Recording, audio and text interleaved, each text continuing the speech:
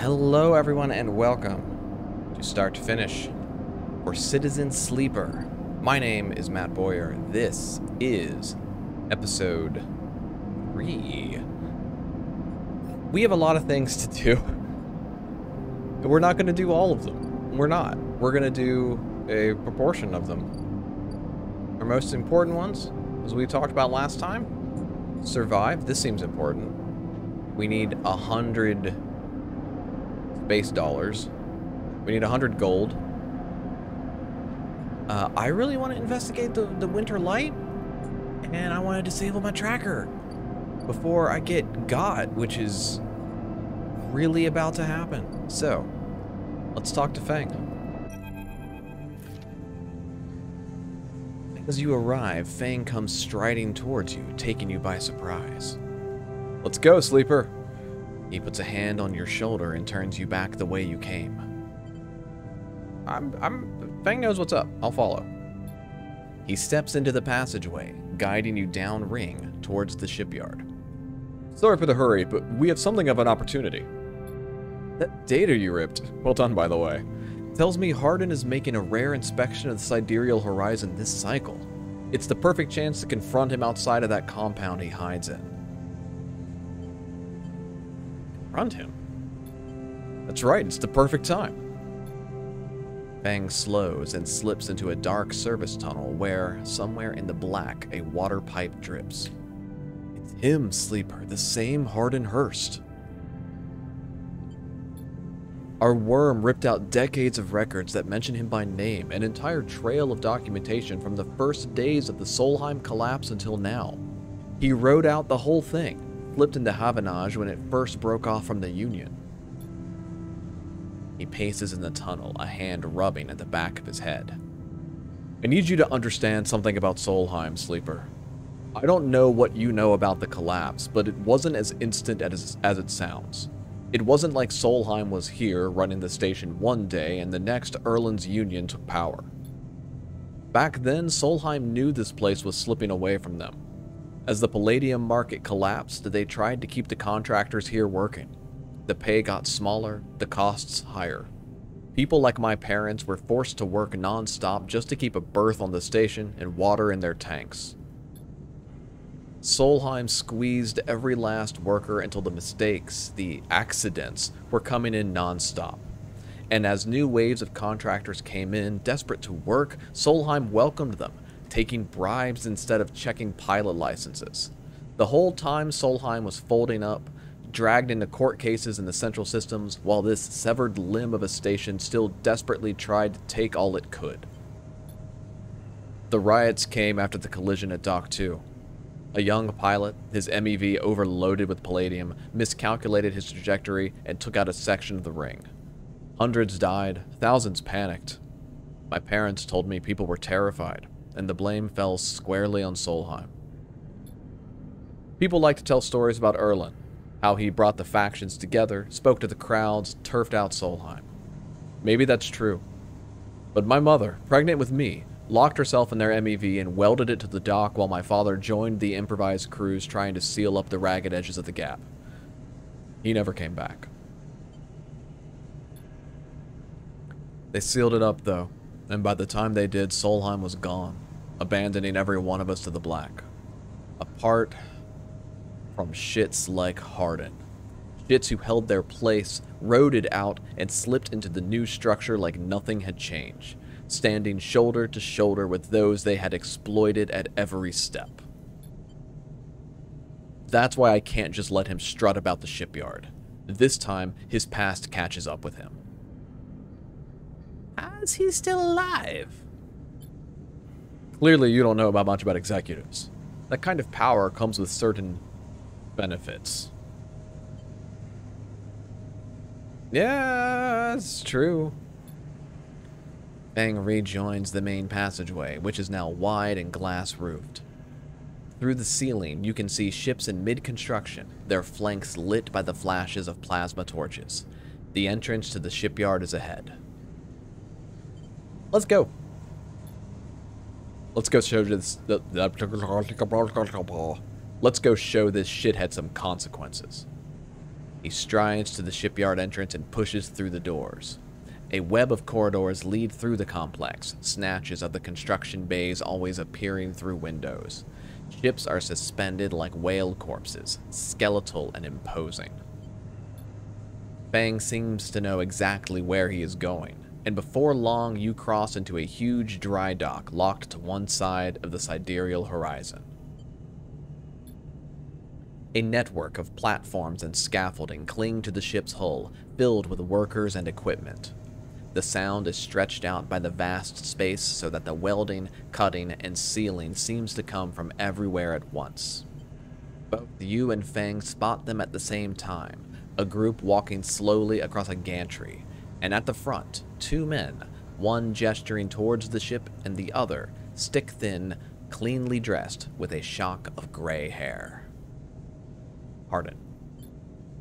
You and Fang say his name in unison, and Fang sets off up the staircase to the gantry, with you following behind.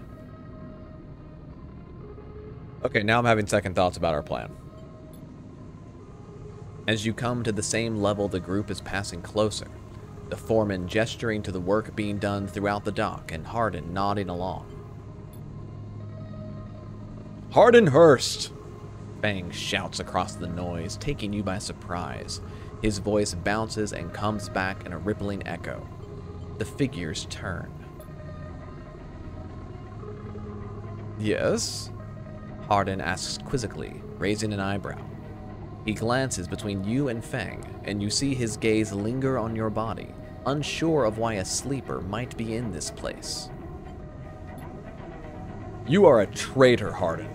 A Solheim executive who tried to hide here among its victims. You stand for everything the Eye was rebuilt in the shadow of, against everything Erland stood for, against everything Havanage stands for. You have no place on this station. For a moment, stillness descends on the group, as if everyone was held in place by the rattle of construction. Well, good to meet you too. He glances around at those around him. Some are smiling, the others nervous. You are from the systems branch, are you not? Asks Hardin, inspecting Fang's clothing. You need to call your security. This man is a corporate agent. The foreman glances between Fang and Hardin, his hands drumming at his sides. Hardin leans towards him and says something inaudible. The foreman nods. Fang's my boy. We tight. We're gonna die together. In a matter of minutes with $74 to my name. It's true. As you begin speaking, Hardin turns his attention to you. And what would a sleeper know about that? You accuse me of being a corporate agent. What are you, if not exactly that? He looks around the group, who are already eyeing you with suspicion. You are a product of S&R. You have no place in a Havanage shipyard. Who knows what signals you are sending back to your makers? A murmur of approval runs through the group. Oh, he's got me there. Fang holds up a stick of memory. You guessed right, I am systems, and I have records that link you directly to Solheim right here. So once again, I am asking you to take this man into the custody of the shipyard. The foreman remains still. Hardin's voice is calm and measured. If you have such data, why hasn't it been submitted at a members' meeting for proper review? I have nothing to hide, unlike a man who does not announce his name, who enters my shipyard with corporate property in tow, and tries to turn my own men against me. You hear it now, the echoing sound of boots on walkways, coming from all angles at once, and then settling behind you. Please, submit the data through the correct channels, then we can talk. For now, however, you must leave. He He gestures behind you to the security detail, their hands on boxy black sidearms at their sides. Pardon you, shithead. You can't wriggle out of this one. A security officer draws their weapon and levels it. Fang turns and stares him down. I'm gonna calm Fang. You look at Fang. He shakes his head and puts a hand on your shoulder. Let's go. And he pushes through security, heading back down the walkway. Once security has walked you out of the shipyard and nudged you back into the corridor, Fang picks up pace. You try to keep up as he slips into the shadows of an entrance. Fang is grinning ear to ear. You know, Sleeper, sometimes people are exactly how you expect them to be. Something pings in his pocket and he takes it out. On the slate, a web of connections starts drawing itself out, stretching to a set of points around the ring. Got him. What is that? That, Sleeper, is something our worm added to Hardin's personal slate. We are tracking his outgoing messages. The old ways are best. Spook them good enough, and they'll give the game away. He jabs at the slate, and you see the web is being drawn over a map of the ring, lines bouncing from point to point. All these dots? These are Hardin's buddies, the ones he's messaging right now. And we are going to find them all. That was on purpose? Of course, Hardin isn't working alone. We need the full set or nothing. We better split for now, Sleeper, but this is exactly what we need. Good hunting. With a pat on your shoulder, Fang drifts away, back into the flow of people around the shipyard entrance. You watch him go, unsure whether to be angry or impressed.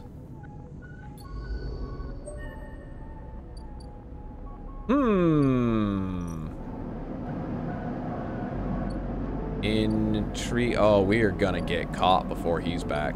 Uh-oh! Or we're gonna get trapped. We have another upgrade point, and that's exciting.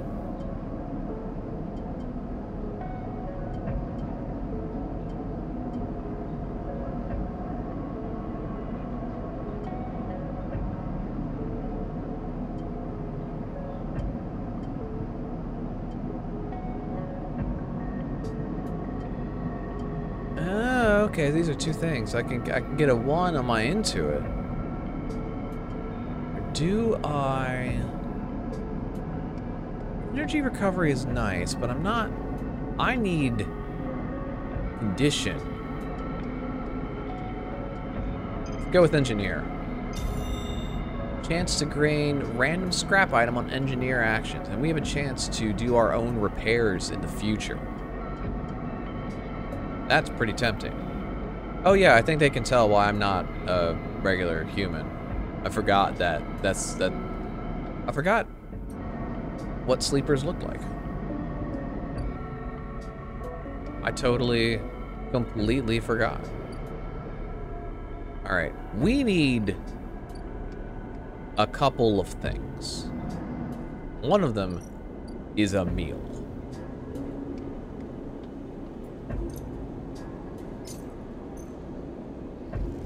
Max out this. There we go, baby.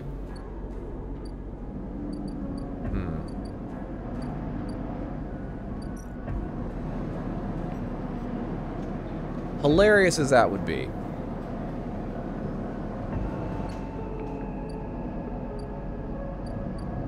We do need money as well. But I need to... I'm doing a little bit over here.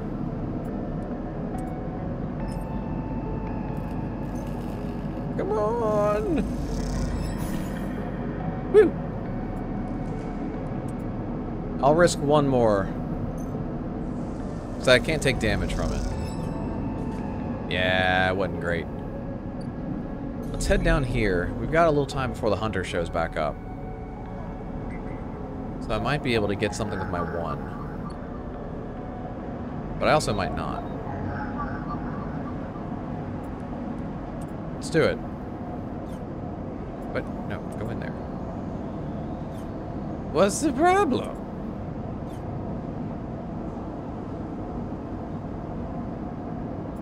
This needs... This needs something that I don't have. Or I did it before? Oh, I think it did. Okay, that's weird. I must have done that and then never extract the data. Yes, I'm being told I didn't extract the data. Well, why would I have done that? That's very silly of me. Oh, I think that's maybe what tipped, I think then the hunter got me. No, the hunter just now went up. Anyway, maybe I'm just a dip. Have I ever considered that? Yeah, I have, actually. It's unfortunate. Maybe. No, we're gonna stay out of that because I don't want my brain to get eaten. Oh my gosh. 150. I'm not made of money. What? Enter the spoke. Ow.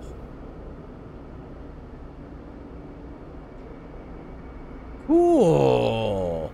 I shouldn't do that. That seems like a bad idea.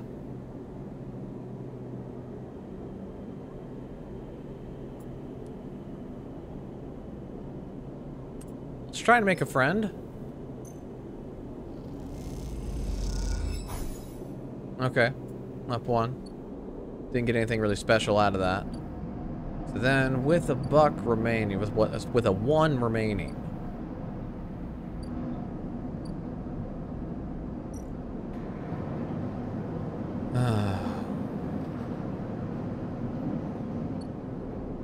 Yeah.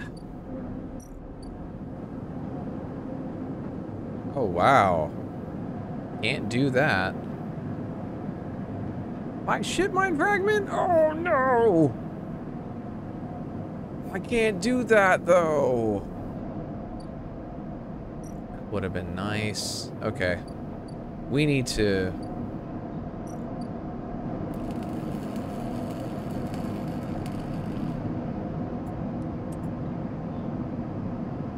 I'm just gonna risk it. I was correct to do that. Except for the fact that the yard clearance... Oh god. That might have been a bad choice. We don't have that much time remaining. Scrap components though, that's nice. We're about to go down to 3 dice, I think. That doesn't feel good. That doesn't feel good. I'm a little concerned about that. Oh yeah. Oh no, oh no. Oh, that's unpleasant. This is bad.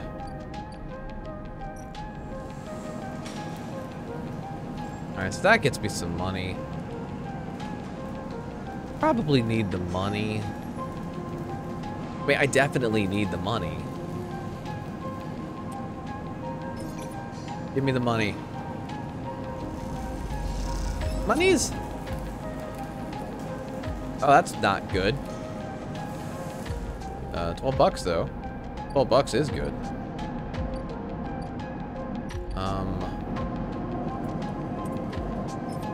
Try this, because I want to find out what's in the winter light. No! Don't do it again. God. Help me. Help!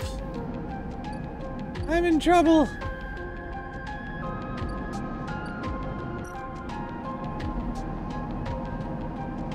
I don't even have any data. I have this other kind of data, which isn't really helpful. Who wants Havanage data? I don't remember.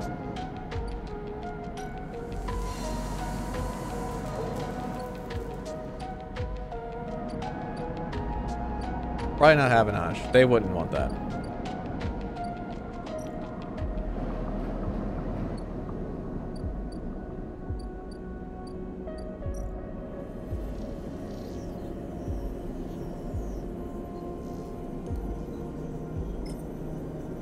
I am going to do is see how much I get. Really? I'm one short? So let's head into here.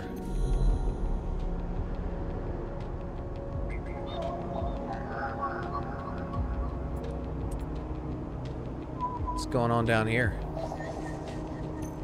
Give me my datas. Yet again, data. Great.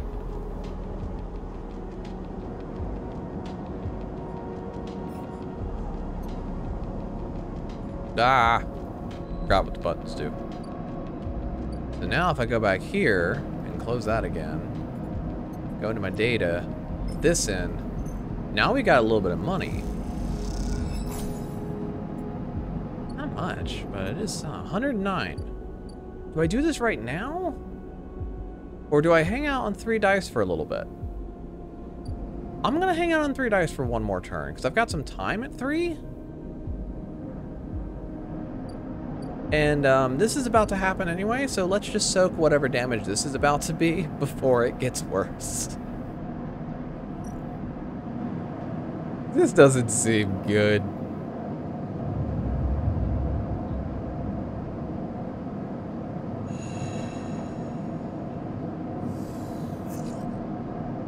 Alright, we got a 5, that's good.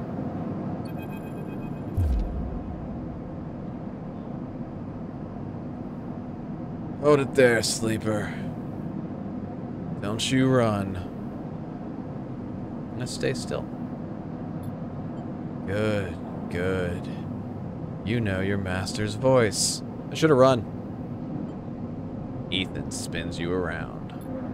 He is wearing a wide smirk and a slick jacket, and you immediately know he is terrible news. You got all the way out here and then stayed put? That's a sleeper thing? You're my first. You barely hear him. You've noticed the handgun he has leveled at your chest, and it's hard to take your eyes off it. I wasn't intimidated by him because he's wearing a dumb shirt. I was wrong. He reaches down with his other hand and slips some sort of ring out from a belt loop without taking his eyes off you. Making it to the eye, though, that's pretty good. This place isn't so bad. Bars, markets, people. I pull most of my contracts out of asteroid caves or off of godforsaken moons. He splits the ring into 2 perfect circles.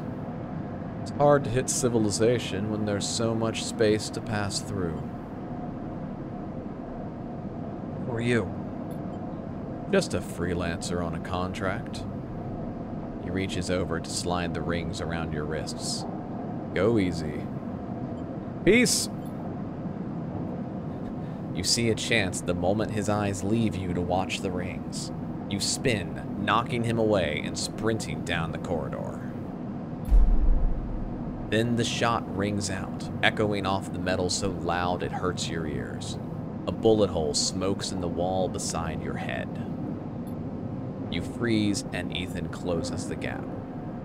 This is a very boring routine. Trust me, I've seen it all before. He slips the rings over your trembling wrists.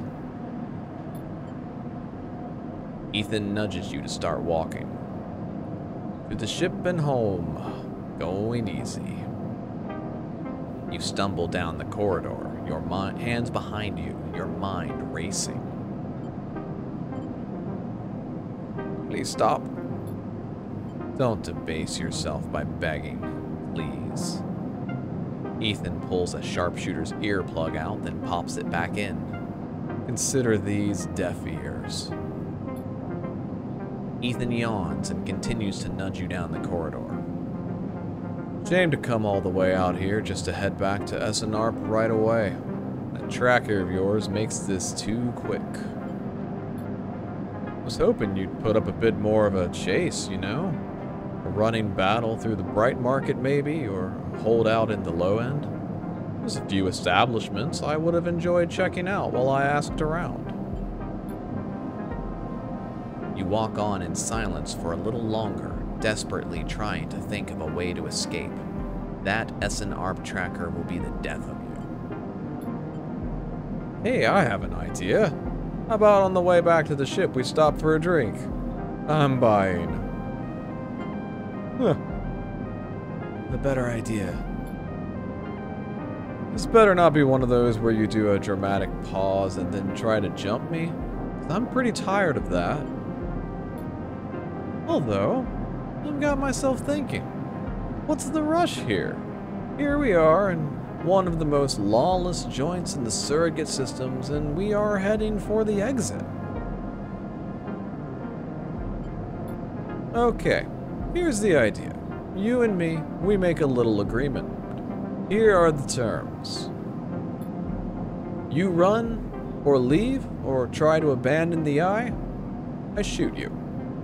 You plot or scheme, you try to kill me, I shoot you. But you come meet me at an establishment of my choice every few cycles and you pay my tab, I don't shoot you.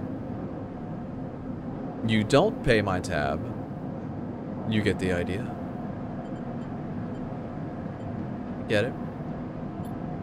That sounds to me like a deal. Please don't take my money. You know, I really thought I was going to have to kill you, but this is so much better. He clicks something at his belt and the rings release from your wrists. I'm going to see if I can find my old stool at the compressor club. Come see me there. He aims the handgun at you, squinting down the sight. Let me just remind you, that body of yours is one big tracker, so don't even think about leaving the eye. I'll know.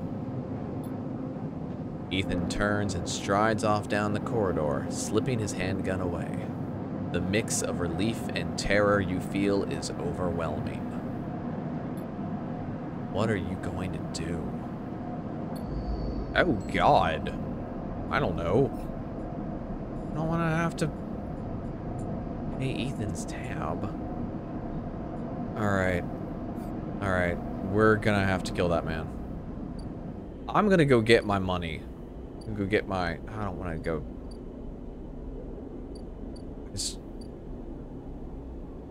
I fill up every... I need to find out what's going on. Okay. 4 times. It's fine.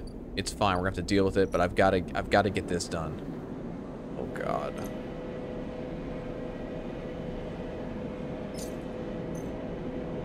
Stabilizer, please. Okay. I have the stabilizer. Oh. Oh, I have a passkey for an apartment. As you quickly leave the surgery, eager to be away from Toshiro's glare, you notice something wrapped around the stabilizer vial clutched tightly in your hand. You open your hand and a thin film marked with holes and sigils unrolls from around the vial. At one end, it has a hard metal strip, a handle. Inspect the film. You hold the cloudy film up to the light. It is perforated with an ornate pattern of holes. You can make out a word among the markings. Passkey. Is this an entry key for somewhere? The metal handle is worn and pitted, but you can see a set of numbers imprinted into it. 207F. And then, crudely scratched into the handle at some later date, low end. For a moment, you consider going back to the surgery to return the key, and then quickly think better of it. Did Sabine want you to have this? Or is Toshiro passing on a message? Time to head to the low end and find out. Oh man. Oh man.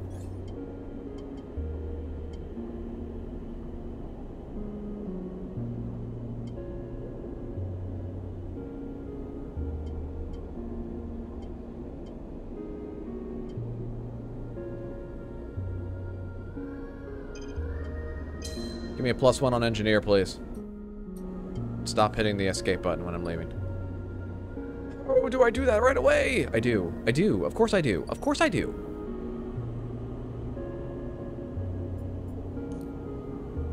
I haven't taken my stabilizer. Please don't kill me. Apartment unlocked. Can I live here? As you push the door open, the automatic lights flicker on inside the apartment. They reveal yellowing plastic panels, the curved shape of wall-mounted utility units, the detritus of a routine life arranged on every surface. You step inside, clicking the door shut behind. The amber light of the aging fixtures glaze everything with pale orange. The work surfaces hold a variety of objects, indistinct in the dull lighting. A pale blue light drifts from a doorway at the end of the room. Don't get jumped. You cross the cramped utility room with its auto wash, dispensers, water closet towards the doorway.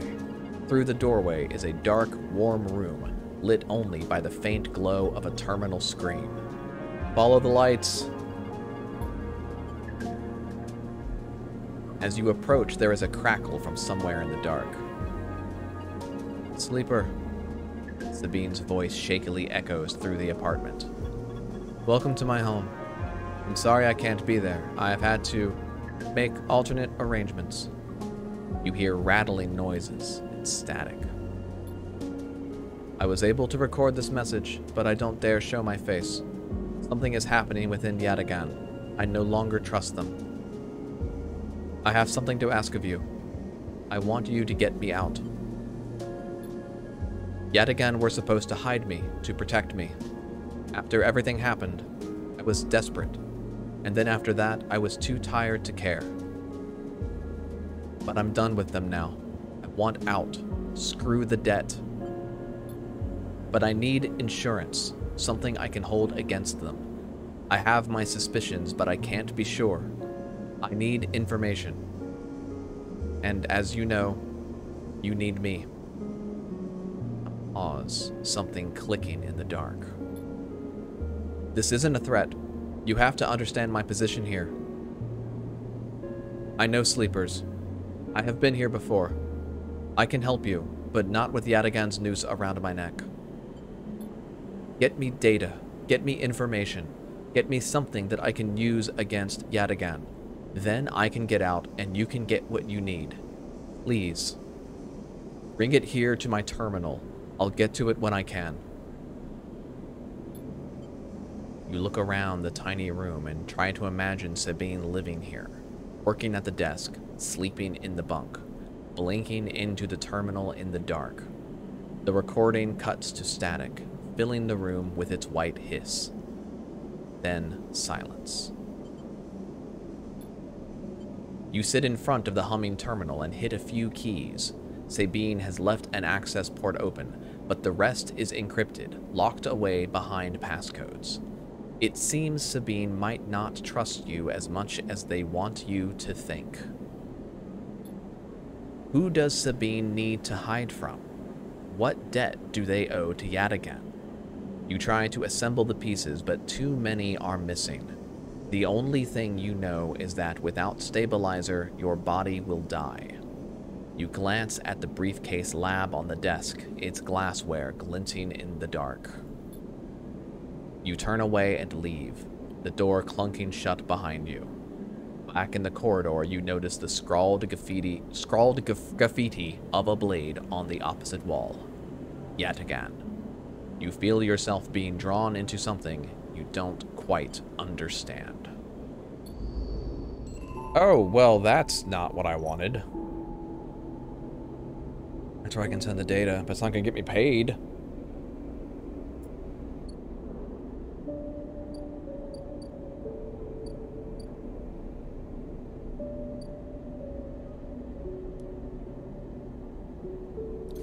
First priority, money, energy.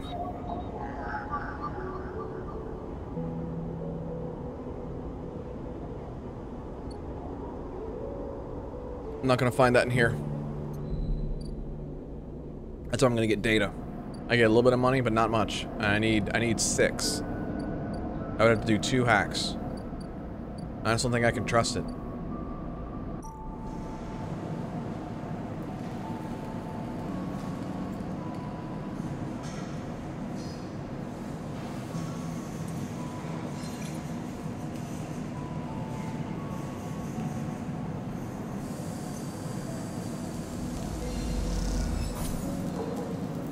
There we go.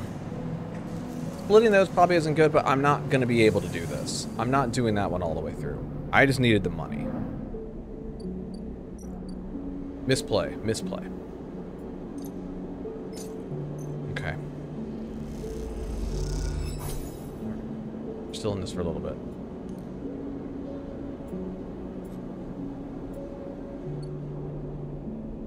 Okay.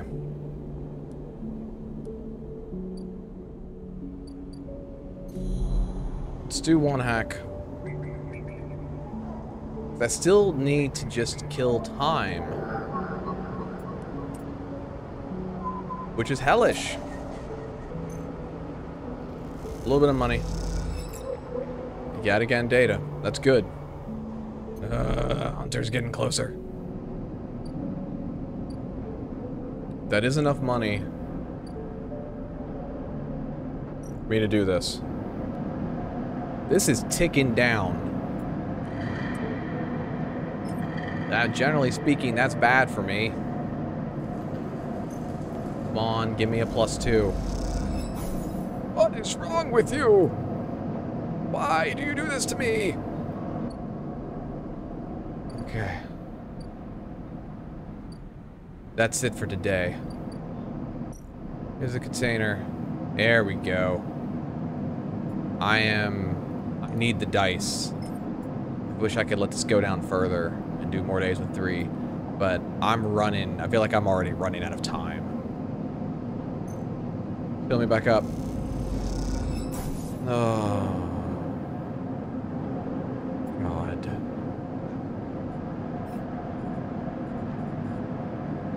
I completed a few. It was nice.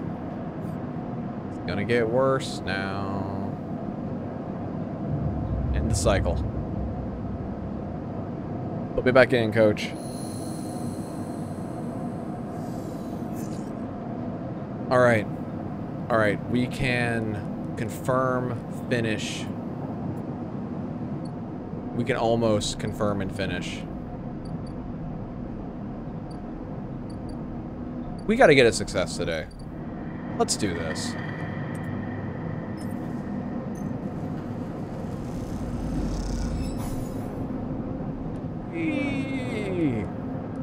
I don't want to blow both of them.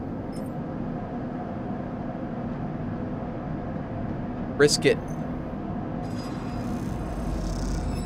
Oh, thank God. Woo!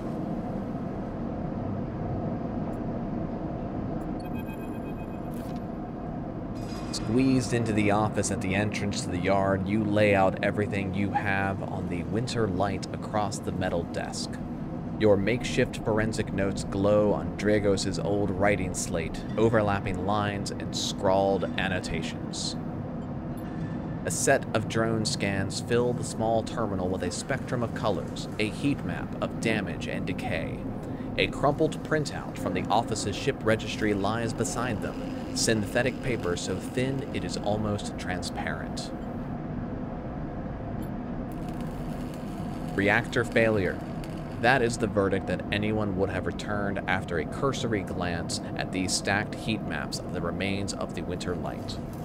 On the terminal screen, the ship is shown in section, blotches of color marking the approximate damage the ship sustained. Dominating the view is a single blood-red rose radiating from the ship's fraction drive. A simple story. A catastrophic failure of the drive core, leading to a fatal hull breach. A well-documented failure, likely brought on by wear or misuse. But you aren't looking at the rose of the reactor. You are looking at a smaller, paler mark, one that might be easy to miss at first glance. It is thumbprint-sized and delicately placed over the control servos for the ship's main external airlock. It suggests a controlled, shaped explosion, one designed to punch through the hull and allow access to the airlock from the outside. You are looking at it because it is troubling you. Your attempts at a reconstruction of the winter light before its fatal accident consists of a series of overlapping sketches and diagrams showing possible layouts and configurations of the gutted cutter.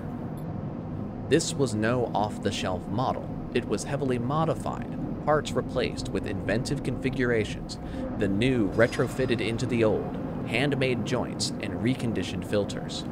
This was someone's pride and joy, a lifetime project kept running with care and intuition. It also contained a set of hidden compartments. You missed them at first, where the hull had been thickened, the corners rounded to disguise the change. But they are there. A plain list shows the registration history of the Winter Light. The gaps between the entries tantalizingly opaque. Its first registration was a couple of thousand cycles ago on this very station, logged at the central hub.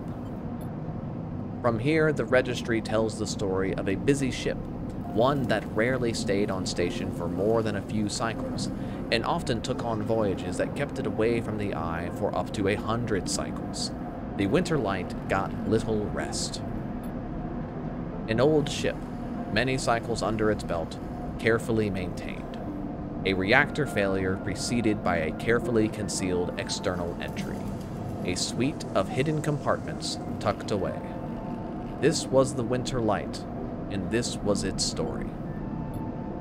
But that's not the full story, because there's something else. It is little more than a list, a tiny chunk of data you were able to pull from the ship's systems. The main systems were fried, of course, but the Winter Light had a separate system, one tucked away in one of its hidden compartments. Armored. Air-walled. This list, the only recoverable piece from the whole system, is a partial inventory. It details the contents of the hidden compartments. Some of it you recognize, some of it you don't. Ship-mined ROMs, shimmered, cryo chain codes. And then the final entry, passenger, sleeper. You stare at the list on the terminal and try not to think about what it was like arriving here. In the cold for so long, half frozen in the freight container. Had this sleeper been smarter or luckier? How had they convinced the Winter Light, a smuggler ship if you ever saw one, to extract them from SNARP? Luckier. You laugh.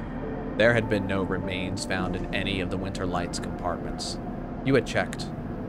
They weren't so lucky, you guess. Not in the end. You hold up a vial of stabilizer to the light. This was all you find in their compartment. A parting gift from SNARP.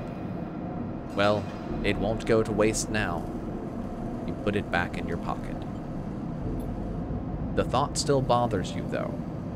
2 ships carrying sleepers coming into the same yard.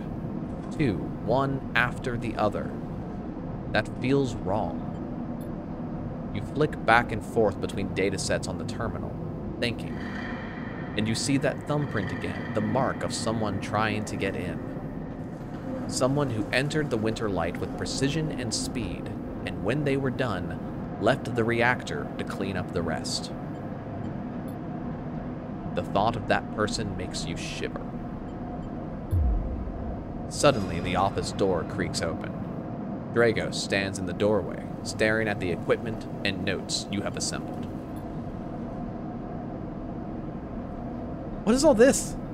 He snatches the slate from the desk faster than you realize he can move. You running an investigation here? What am I paying you for? The drone on his shoulder starts whining shrilly, his anger passing to it through his implants. Where's this ship from? Leave this alone. I know you have a lot of questions, but this isn't the way. It's the last thing I need. The ship had a sleeper on it. What did you say?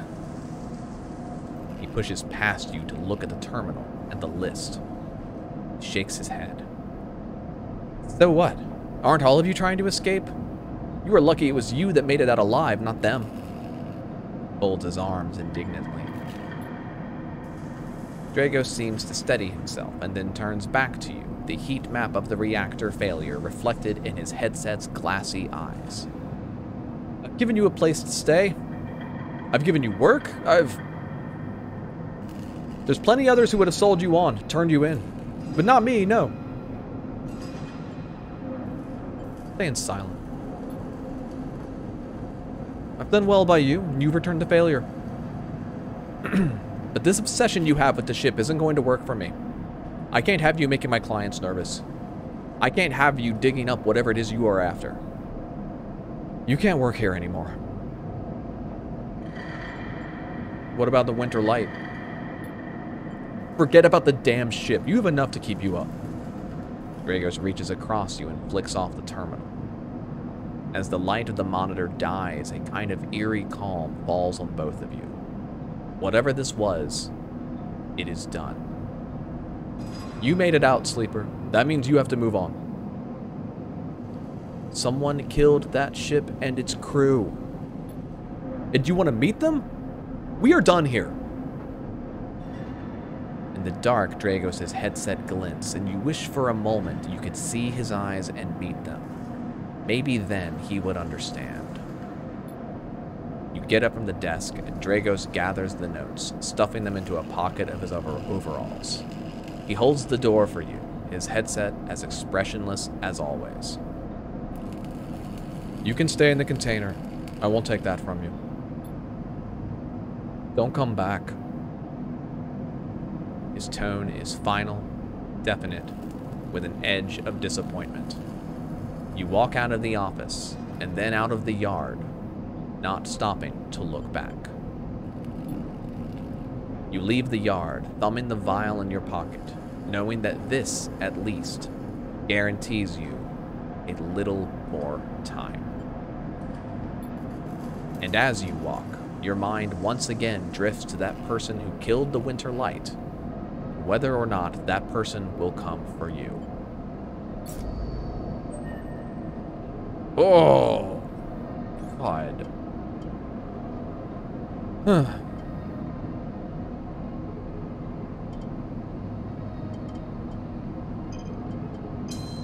get into it up one. Oh, alright, let's get through today. And then Fang will be back to start tomorrow. We have 3 dice remaining. We are treacherously low on money. But we don't need any more today.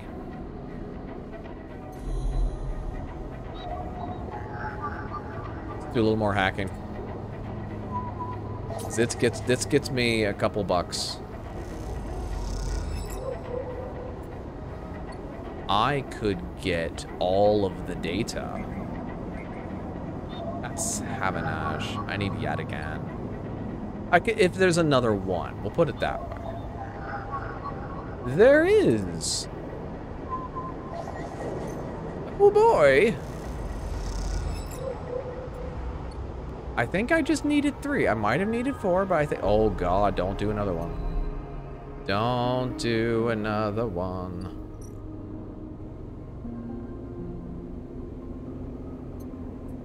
Here we go.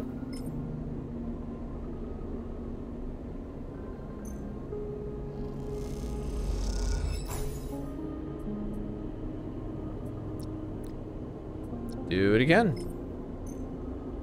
And then I have a die left to try to live with.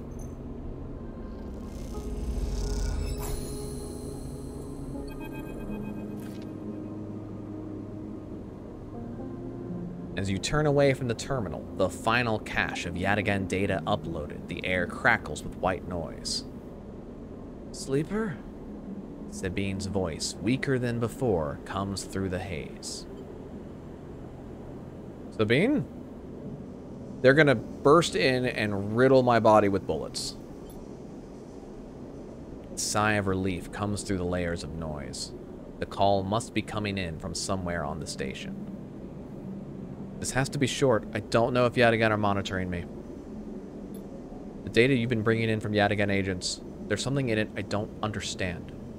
This data is all gleaned from their implants, records of integration with their nervous systems, performance analysis, error rates, usage data. I installed many of these implants, and I didn't enable any of this functionality. Their voice dips below the level of noise like a swimmer slipping beneath the water. You listen to the waves for a few seconds before Sabine reemerges. It's to be baked somehow into their wetwares interface. And that's not all. The systems compiling this data are connected to some kind of transmission protocol. It's being broadcast. Wait, why? Every Yadigan enforcer is equipped with black market implants, retinal enhancements, adrenaline boosters, pain suppressors. Those implants are gathering data on themselves, on the enforcers' bodies, and on their performance. Why? I can't tell. But I can promise you these foot soldiers have no idea this is going on. If they knew, I don't imagine they would be happy with the situation. Yadigan could have a mutiny on their hands. I need a few cycles to pull all this together, but this might be the information I need to pressure Yannick into releasing my debt. Who's Yannick? He is one of the heads of Yadigan. It is better you don't know him. Keep it that way. Suddenly, a banging echoes through the call. Sabine's voice is suddenly whispered, panicked. I have to go. Come back in 4 cycles. Then the sharp crack of a disconnect, and silence fills the apartment. You step back from the terminal. What does Yadigan have to gain from monitoring its own members? You try to recall what you know about the gang, but you have little to go on. You think of Toshiro, Sabine's minder, his mirrored teardrop implant set below hard eyes. What data could they be gathering? And more importantly, where are they sending it? You reflexively rub your forehead, trying to think. And you really trust Sabine. How did they come to be Yadigan's doctor in the first place? You think of their kindness, their care, but also that glazed look of recognition that they gave you when they first met you. That look stays in your mind as you slip back out of the apartment, glancing around as you close it up and drift into the corridors of the station, unable to shake the unpleasant sensation of being observed. Oh, that's bad. This is 4, 4, 4, 4. Oh God, I only have $16. How much do you think that's gonna be? So I can get more stabilizer for a while. Or in a while. I need monies. So this will put me... This should do it. Because it's either going to be positive or neutral. Oh yeah, baby. That's 19. That's monies. We're still in it. We're still in it for now. We're going to need food. Bang's going to be back. So that's fun. We got a stabilizer. We got a stabilizer for a while. We are set. Which I know... I've played Hitman. I know what happens when you think everything's going to be fine. Now we're starving. We have incredible dice, which means that we can't go in here and do much of anything. What is this? Oh no. That's not Fang. That's someone else entirely. Ruds. Ruds. Okay, so... Hey. Tomorrow's gonna suck. Alright. That's going to do it for today, everyone. Tune in tomorrow. When bad things happen. Again. For about an hour. Have a wonderful rest of your day. I will see you all next time. Bye.